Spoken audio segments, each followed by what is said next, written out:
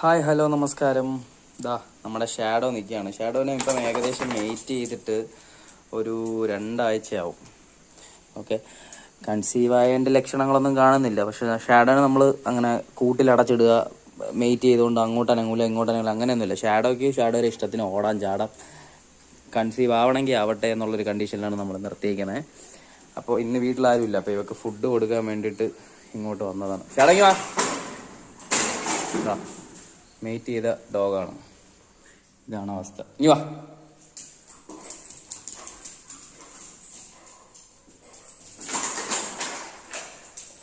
വാ വാ വാ വാ വാ വാ നീ വാ, വെളി വാ, വെളി വാ, വാ ഇവിടെ വാടി.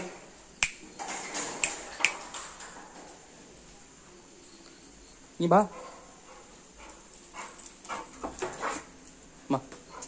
Set set set set. Good girl.